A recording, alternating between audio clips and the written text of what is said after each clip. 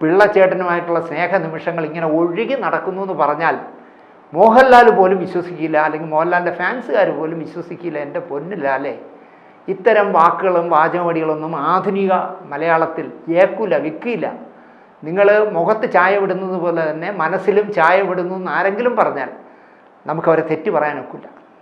നടൻ എന്ന നിലയിൽ എൻ്റെ വളർച്ചയ്ക്ക് പിള്ളച്ചേട്ടൻ നൽകിയ സ്നേഹവും പ്രോത്സാഹനവും പറഞ്ഞാൽ തീരാത്തത്ര വലിയ പങ്ക് വഹിച്ചിട്ടുണ്ട്. നിങ്ങളുടെ വളർച്ചയ്ക്ക് ചിത്രത്തിൻ്റെ വിജയം വലിയ പ്രിയദർശനും നിങ്ങൾക്കൊക്കെ വലിയ ഗുണമുണ്ടാക്കിയിട്ടുണ്ട്, ഒരുപാട് മൈലേജ് ഉണ്ടാക്കിയിട്ടുണ്ട്.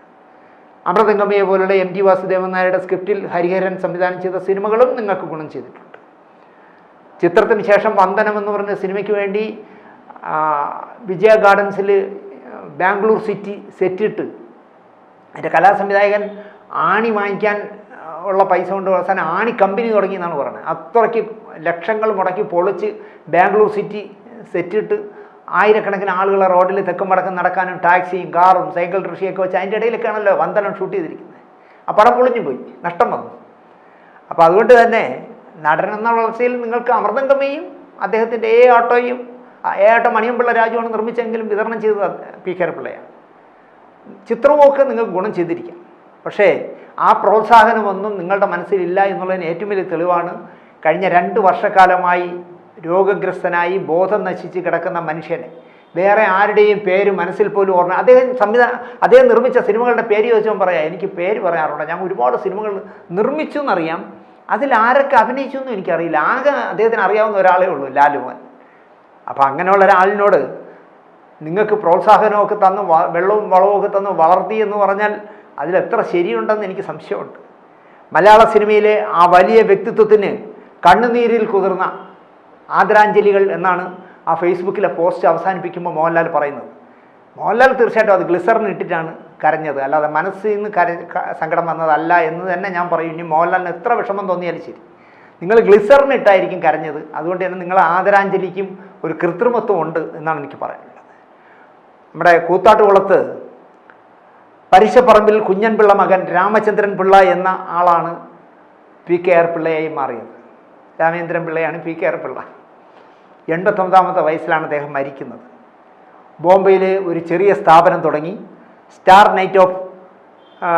നൈറ്റ് ഗ്രൂപ്പ് ഓഫ് ഇൻഡസ്ട്രീസ് എന്ന ഒരു വലിയ പ്രസ്ഥാനം തന്നെ ബോംബെയിൽ ഉണ്ടാക്കാൻ കഴിഞ്ഞ എന്താ പറയുക, അത്രയും ഹാർഡ് വർക്ക് ചെയ്ത കഠിനാധ്വാനിയായ മനുഷ്യനായിരുന്നു PKR പിള്ള. അദ്ദേഹത്തിന് കുതിരപ്പന്തയത്തോട് ഭയങ്കര ക്രൈസായിരുന്നു.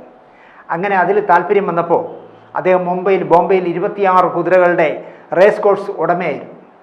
ഞാൻ ഈ അടുത്ത കാലത്ത് എന്തോ വിഷയങ്ങൾ ഇങ്ങനെ സംസാരിച്ച് വരുമ്പോൾ PKR പിള്ള സാറിൻ്റെ ഭാര്യ രമയോട് ഞാൻ സംസാരിക്കുമ്പോൾ അവർ പറഞ്ഞു, ഓരോ കുതിരകളുടെ വില അറിയാമോ? അവിടെ ഒരാളിന് ലീസിന് കൊടുക്കുന്ന പോലെ കൊടുത്തിട്ടാണ് പുള്ളി പോകുന്നത്. ഞാൻ എന്തായാലും ബോംബെക്ക് പോകുന്നുണ്ട്. അപ്പോൾ ഞാൻ ചോദിച്ചു, ഹിന്ദി അറിയാമോ? പിന്നെ എനിക്ക് നന്നായിട്ട് ഹിന്ദി അറിയാം. അവരിപ്പോൾ തൃശ്ശൂർ പീച്ചിയിൽ ഒരു സ്ത്രീകൾക്കും കുട്ടികൾക്കുമുള്ള റെഡിമെയ്ഡ് കട നടത്തുകയാണ്.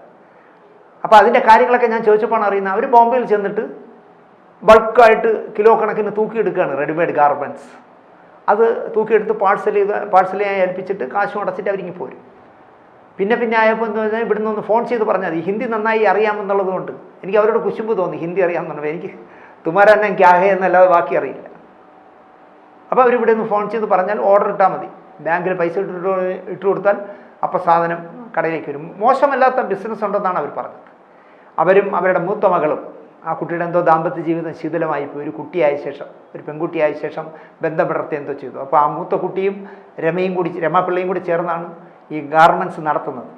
പക്ഷേ ഇദ്ദേഹം രോഗഗ്രസ്തനായി കഴിഞ്ഞപ്പോൾ മകൾ കടയിലിരിക്കുകയാണെങ്കിൽ അമ്മ വീട്ടിൽ പിള്ള സാറിനെ നോക്കും, അമ്മ കടയിലിരിക്കുകയാണെങ്കിൽ മകൾ വീട്ടിൽ നിൽക്കും. അങ്ങനെയൊക്കെയാണ് അവർ വർഷങ്ങളായിട്ട്, ഇപ്പോൾ 2-3 വർഷമായിട്ട് പിള്ള സാറിനെ കൊച്ചു കുഞ്ഞുങ്ങളെ നോക്കുന്ന പോലെ ശുശ്രൂഷിച്ചുകൊണ്ടിരുന്നത്.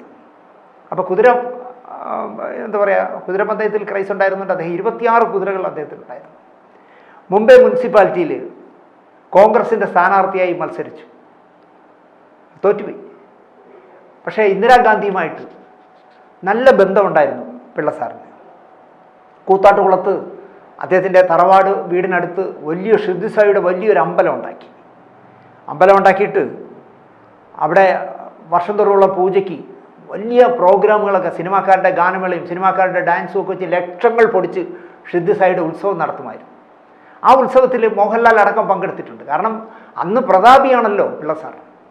നിർമ്മാതാവ് എന്നുള്ള നിലയ്ക്ക് എത്ര ലക്ഷവും മുടക്കി ആരെ കൊണ്ടും പടമെടുക്കാൻ എന്നെക്കൊണ്ട് കഴിയുമെന്ന് തെളിയിച്ച് നിൽക്കുന്ന പ്രതാപിയായി നിൽക്കുന്ന പിള്ള സാറിൻ്റെ കൂത്താട്ടുകുളത്തുള്ള കുടുംബ വീട്ടിലുള്ള കുടുംബക്ഷേത്രത്തിൽ, ഷിദ്ദി സായിയുടെ കുടുംബക്ഷേത്രത്തിൽ പൂജ നടക്കുമ്പോൾ മോഹൻലാൽ എന്നല്ല അമിതാഭ് ബച്ചൻ വേണമെങ്കിലും പോകും. എന്നോട് ഇന്ന് വിളിച്ച ഒരാൾ പറഞ്ഞത്, ഞാൻ മോഹൻലാലിനെ ജീവനോട് ആദ്യമായി കണ്ടത് അവിടെയാണെന്ന് പറഞ്ഞു. ഞാൻ പറഞ്ഞു നന്നായി. അവസാനം എന്ത് പറ്റിയെന്ന് കേട്ടാൽ ആ കുടുംബ വീടും അമ്പലവും സ്ഥലവും ഏക്കർ കണക്ക് സ്ഥലവും എല്ലാം കൂടെ ചേർന്ന് അദ്ദേഹത്തിൻ്റെ ഒരു സുഹൃത്ത്, സിനിമയിലുള്ള സുഹൃത്തെന്നാണ് പറയുന്നത്, കള്ളപ്രമാണം ഉണ്ടാക്കി. അതായത് 6 കോടിയോ 7 കോടി രൂപയ്ക്കോ വിലയുള്ള സ്ഥലത്തിന് 70 ലക്ഷം രൂപയ്ക്ക് എഴുതി വാങ്ങി. ആ 70 ലക്ഷം 70 പ്രാവശ്യമായിട്ട് കൊടുത്തതാണ്. അപ്പോഴപ്പോഴായിട്ട് കടം ചോദിക്കുമ്പോൾ 5 ലക്ഷം 2 ലക്ഷം 3 ലക്ഷം വെച്ച് കൊടുത്ത് 70 ലക്ഷം ആയപ്പോൾ ആ വീടും അമ്പലവും വസ്തുവും എല്ലാം കൂടെ എഴുതി വാങ്ങിച്ചു. അപ്പോൾ നിങ്ങൾ ആലോചിക്കുക, ഈ ഷിദ്ദി സായി എന്ന് പറഞ്ഞ ദൈവം ഉണ്ടോ എന്ന്. അദ്ദേഹം പൂജിച്ചിരുന്ന ആ ദൈവം ഉണ്ടെങ്കിൽ, ഷിദ്ദി സായി എന്ന് പറയുന്ന മനുഷ്യനായി ജനിച്ച് സന്യാസിയായി തീർന്ന ആ മനുഷ്യനുണ്ടെങ്കിൽ, ഒരു പാവം മനുഷ്യനാണ്, കഷണ്ടി തലേനൊക്കെ ആയിട്ടിരിക്കുന്ന ഷിദ്ദി സായി കാണുമ്പോൾ നമുക്ക് മറ്റേ പുട്ടവർത്തിയിലുള്ള ആളല്ല, യഥാർത്ഥ ഷിദ്ദി സായി കാണുമ്പോൾ എനിക്ക് പാവം തോന്നുന്നു, ഒരു സാധു മനുഷ്യനിരിക്കുന്നവർ. പക്ഷേ അദ്ദേഹത്തിന് എന്തെങ്കിലും ശക്തി ഉണ്ടായിരുന്നെങ്കിൽ പിള്ള സാർ ഇങ്ങനെ തകരുമോ? നിങ്ങൾ ആലോചിച്ചു, എത്ര ലക്ഷം രൂപയാണ് ഓരോ വർഷവും വാർഷിക ഉത്സവത്തിന് അദ്ദേഹം ചിലവാക്കിയിരുന്നത്. പക്ഷെ അതൊന്നും ഫലപ്രാപ്തി കണ്ടില്ല. തൃശ്ശൂരിൽ പട്ടിക്കാട്ട് കമ്പനിപ്പടിയിലാണ് ഇപ്പോൾ അദ്ദേഹം താമസിക്കുന്നത്. പട്ടിക്കാട് കമ്പനിപ്പടി. സെക്കൻഡ് ഷോ അടക്കം ചില സിനിമകളിലൂടെ ശ്രദ്ധേയനായി തുടങ്ങിയ മകൻ സാജു ഗോവ കടപ്പുറത്ത് മരിച്ചു കിടന്നത്, അത് കൊന്നതാണോ ലഹരികൾ ഉപയോഗിച്ച് വെള്ളത്തിൽ വീണ് മരിച്ചതാണോ എന്താണെന്നറിയില്ല. ആ മരണത്തോടുകൂടി, മകൻ്റെ മരണത്തോടു കൂടിയാണ് പിള്ള സാർ പതിയെ ഓർമ്മകളിൽ നിന്ന് വിട്ടുപോയത്. കൂത്താട്ടുകുളത്തെ കോടികൾ വിലയുള്ള വസ്തുവിൻ്റെ കാര്യം ഞാൻ പറഞ്ഞു. അതിനേക്കാളൊരു രസം, എറണാകുളത്ത് അദ്ദേഹത്തിന് ഷോപ്പിംഗ് മാൾ ഉണ്ടായിരുന്നു. ഇതുപോലെ തന്നെ 5 ലക്ഷം 2 ലക്ഷം 3 ലക്ഷം ഓരോ തവണ വരുമ്പോൾ കൊടുത്ത് ആക്രി വിലയ്ക്ക് ആരോ അത് എഴുതിയെടുത്തു. ഇപ്പോൾ ചിത്രം, വന്ദനം, അമൃതംഗമയ, ആട്ടോ തുടങ്ങി അദ്ദേഹം ചെയ്ത 22ഓളം സിനിമകളുണ്ട്.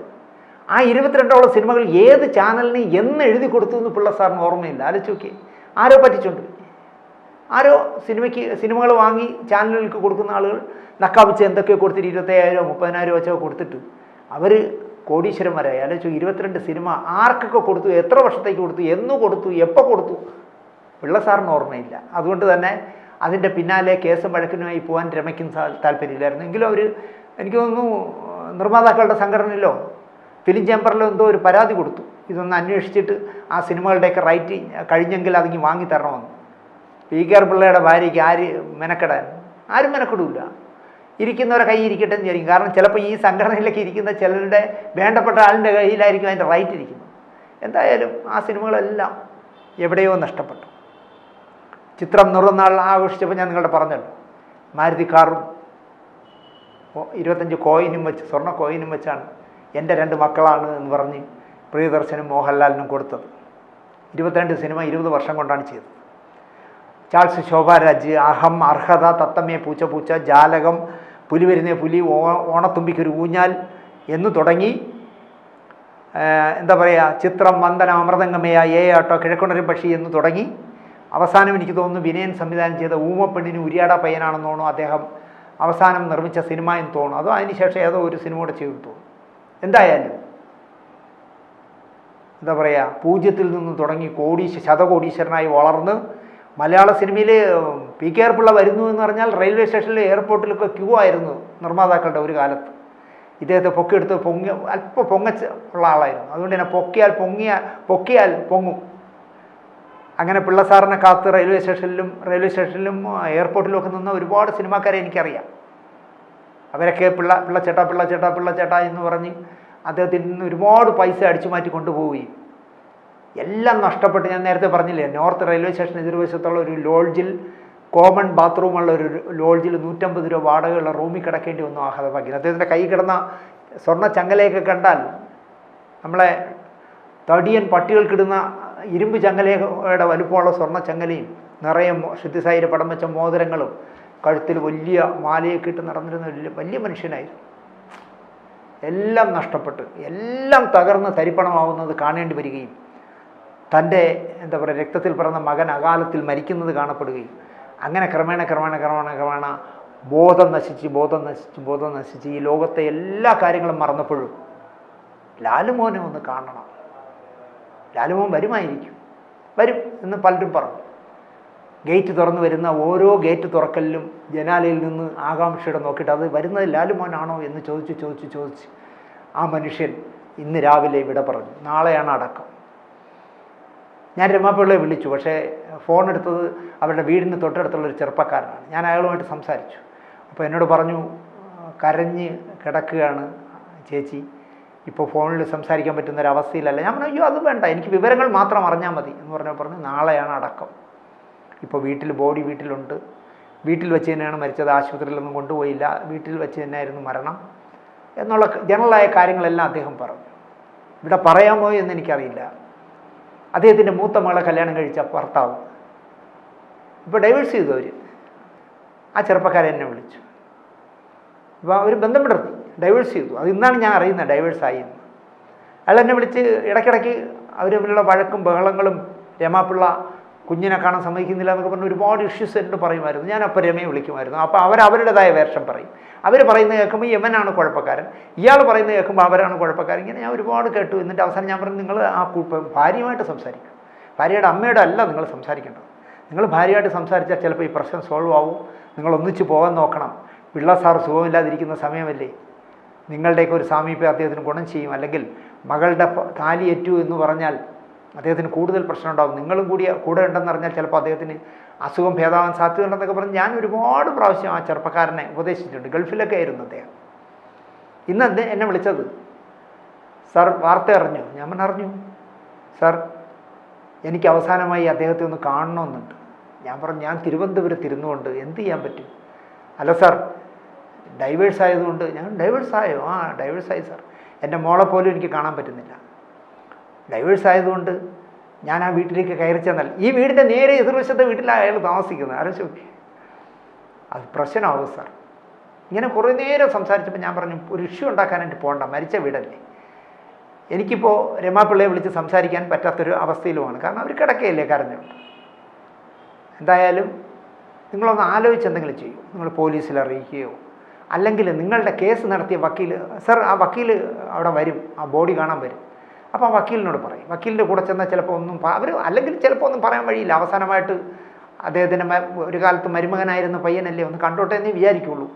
നിങ്ങൾ ആ വക്കീലുമായി ബന്ധപ്പെട്ടിട്ട് ഒറ്റയ്ക്ക് പോകണ്ട, വക്കീലുമായിട്ട് അവസാനമായിട്ട് പിള്ള സാറിനെ കാണാൻ ശ്രമിക്കും. അയാൾക്ക് പിള്ള സാറിനെ കുറിച്ച് പറയുമ്പോൾ ഒരുപാട് വാത്സല്യത്തോടെയാണ് സംസാരിക്കുന്നത്. ഇങ്ങനെ ഒരുപാട് കഥകൾ നമ്മളെ തേടി വരും. എന്ത് ചെയ്യാൻ?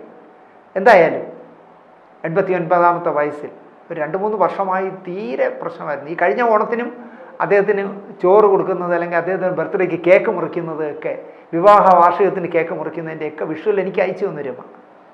ഇപ്പോൾ നിങ്ങളിതിൽ കണ്ടത് അതൊക്കെയാണ്, ആ വിഷ്വലൊക്കെ. എന്തായാലും ആർക്കും അധികം ദ്രോഹം ചെയ്യാത്ത, ആരെയും നോവിക്കാത്ത, ചോദിച്ചവർക്കെല്ലാം വാരിക്കോരി, ആയിരങ്ങൾ വാരിക്കോരി കൊടുത്ത ആ വലിയ മനുഷ്യൻ അദ്ദേഹം വിട പറഞ്ഞു. നാളെ നമ്മുടെ ഇത് സംപ്രേഷണം തുടങ്ങുന്ന സമയമാകുമ്പോഴേക്കും അദ്ദേഹം എരിഞ്ഞടങ്ങിയിരിക്കാം. എന്നാലും ഒരു പാവപ്പെട്ട മനുഷ്യൻ എന്നേ ഞാൻ പറയുള്ളൂ. എന്ത് ക്രൂരത ഇനി അദ്ദേഹം ചെയ്തു എന്ന് പറഞ്ഞാലും ശരി, അദ്ദേഹത്തിൻ്റെ കഴിഞ്ഞ കുറേ വർഷങ്ങൾ ഒരു തീരെ സാധുവായിപ്പോയി അദ്ദേഹം. അതുകൊണ്ടാണല്ലോ ഈ കള്ളം ഒപ്പിട്ടും കള്ളം പറഞ്ഞുമൊക്കെ എല്ലാവർക്കും എഴുതി വാങ്ങിക്കാൻ പറ്റിയത്. പി.കെ.ആർ. പിള്ള സാറിൻ്റെ ആത്മാവിന് നിത്യശാന്തി കിട്ടട്ടെ. രമയ്ക്കും മക്കൾക്കും അദ്ദേഹത്തിൻ്റെ വിടവ് നികത്താനാകാത്തതാണെന്ന് എനിക്കറിയാമെങ്കിൽ പോലും അവരും ജീവിതത്തിലേക്ക് തിരിച്ചു വരട്ടെ. ആ പറയുന്ന റെഡിമെയ്ഡ് ഗാർമെൻറ്റ്സ് ഒക്കെ നടത്തി അവരും അന്തസ്സായിട്ട് സമൂഹത്തിൽ ജീവിക്കട്ടെ.